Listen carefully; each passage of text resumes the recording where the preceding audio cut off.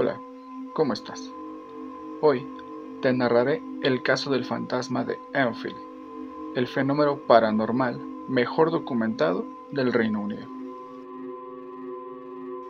La periodista Rose Morris, quien grabó al fantasma para la BBC, Graham Morris, quien tomó fotos de las niñas levitando, y el abogado Richard Bruce, quien interrogó al fantasma, con ayuda de ellos y con testimonios de la época.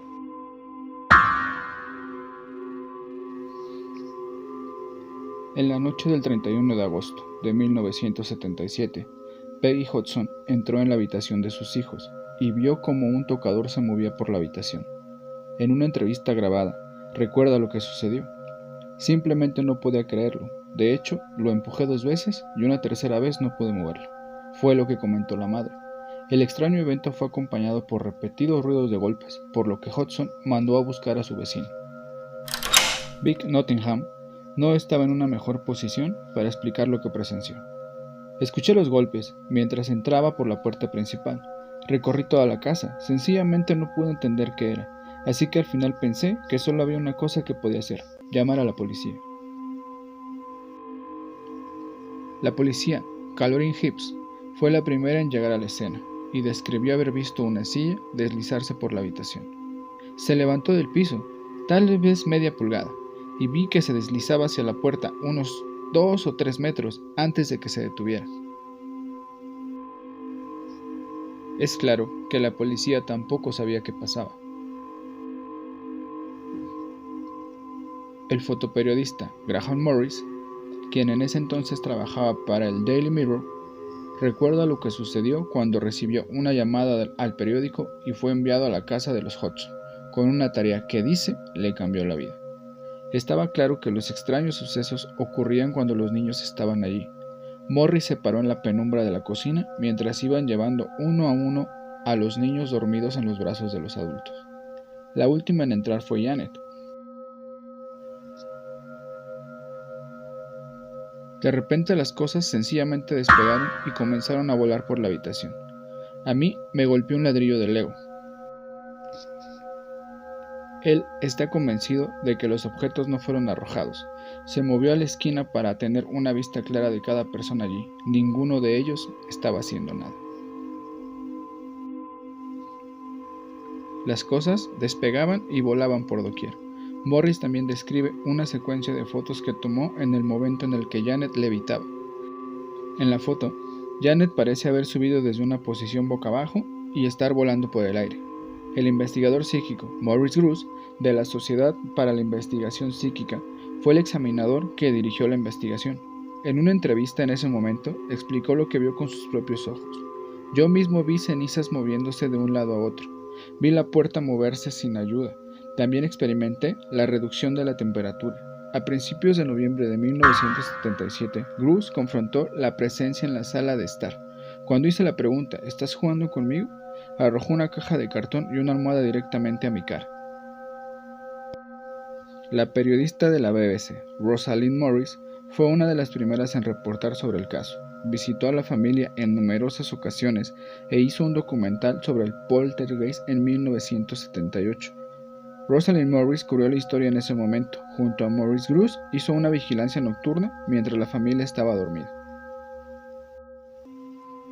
Después de que las niñas se fueron a la cama, se produjo un estallido enorme. Maurice subió las escaleras y parecía que algo había movido una silla al otro lado de la habitación, unos 2 o 7 metros.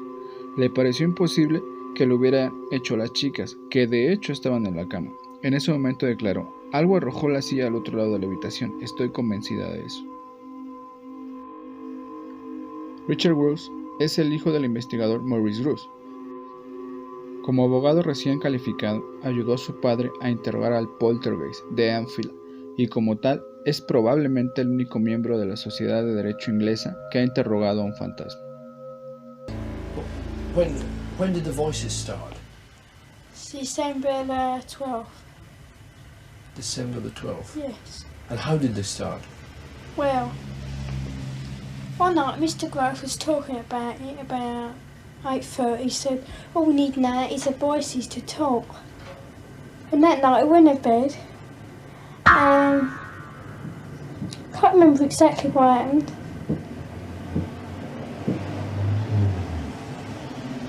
And What's that knocking? yeah, Can you hear it now? It goes in threes and twos. how we first got contacted, this was when Mr. Grouse said, if there's anyone there, knock twice for yes, and if not, one for no. I wonder if we did that now, whether it would answer. Is anybody there?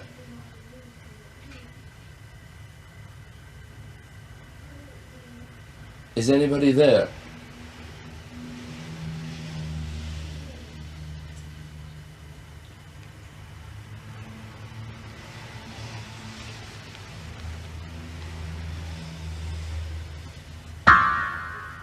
Nothing.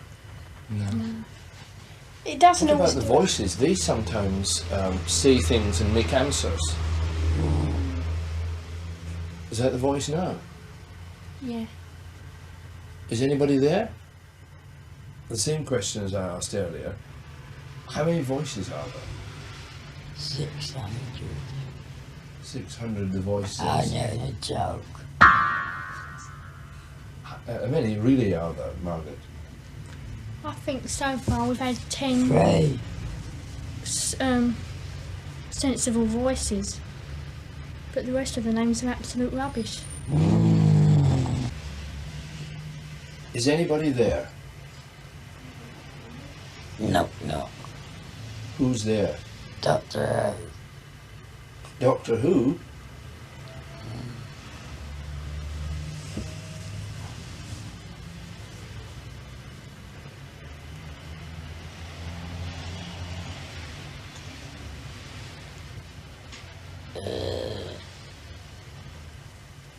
Goose Chaser's here.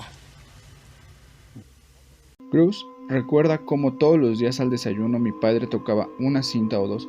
Comenzaban con ruidos, golpes, luego pasó a golpear en una respuesta al interrogatorio, pero después empezó a hablar y Bruce fue su interlocutor. Una voz ronca y masculina comenzó a escucharse cuando los niños estaban presentes en la habitación. Parecía emanar detrás de Janet Hudson, quien dijo que sentía que la voz provenía de la parte posterior de su cuello. La voz se identificó con un antiguo residente de la casa, Bill Wilkins, que había muerto a la edad de 72 años.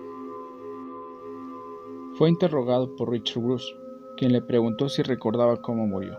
Respondió: tuve una hemorragia y me quedé dormido. Morí en una silla en la esquina de la planta baja. Cuando le preguntaron por qué Janet no lo podía ver, la voz respondió: soy invisible porque soy un fantasma. La historia de haber muerto en una silla en la esquina de la sala de estar fue corroborada más tarde por Terry, el hijo del señor Wilkins. Janet y Margaret Hudson, las dos hijas en el centro del caso, fueron entrevistadas recientemente sobre sus experiencias hace tantos años. Margaret cuenta que todos estábamos en un estado terrible, muy asustados y cansados, y empeoró a medida que pasaba el tiempo. Janet, por su parte, lo resume diciendo: fui utilizada y abusada. Hubo levitación, hubo voces y luego la cortina que se envolvió alrededor de mi cuello, que fue muy peligroso e hizo que me diera cuenta que eso podía matarme. Aquí es donde nos hacemos la pregunta: ¿era realmente un poltergeist? ¿Era realmente un fantasma? ¿Se trató de un verdadero fenómeno de lo paranormal? ¿O podría haber sido más bien travesuras humanas? La periodista admite que al principio ella misma era extremadamente escéptica y buscaba maneras de destapar el engaño, pero encontró que la señora Hudson era sincera y sin duda estaba muy asustada. Richard Cruz rechaza la afirmación de que Janet Hudson sufría de síndrome de Tourette. Esa voz, una vez que empezaba, hablaba incesantemente durante 2 o 3 horas, y su padre Maurice dijo lo mismo de la posibilidad de que fuera ventrílocua. Mantenerte este tipo particular de voz por un periodo de tiempo sin dañar las cuerdas vocales es absolutamente imposible. Por su parte, Janet, la víctima del fantasma, adoptó una actitud firme frente a los escépticos. No me importa lo que piensen, sé lo que sucedió y sé que fue real. Toda esa actividad ocurrió entre 1977 y 1978, al cual en 1979 cesó. Según Rosalind Morris, hay una visión espiritual de lo que pasó, que tiene que ver con fantasmas, fuerzas externas y una teoría de las fuerzas interiores de la psicología junguiana. Esta última dice que es una persona joven con problemas, la que está generando la energía, y que a menudo tiene que ver con la pubertad. Janet estaba exactamente en esa etapa de su vida. Fue algo muy extraño y no involucra a nadie en ese documental. Quien lo hizo público juzgará lo mismo. Pero yo no sé qué causó todo esto, solo sé que algo muy raro estaba pasando, señaló Morris, todos estos años más tarde. Con ella, nadie sabe aún a ciencia cierta qué ocurrió en el 284 de Green Street, Enfield, durante el verano de 1977. Para muchos, entonces y desde entonces, no fue más que un truco muy bien montado. Este fue el extraño y fascinante caso de los Hudson, ya que ha inspirado documentales y películas a lo largo del tiempo. Ya queda en ti si tú crees o no crees en este caso. Solamente yo te recuerdo que antes que vayas a dormir, revisa debajo de tu cama. Esto fue Atroz. Nos vemos en la próxima.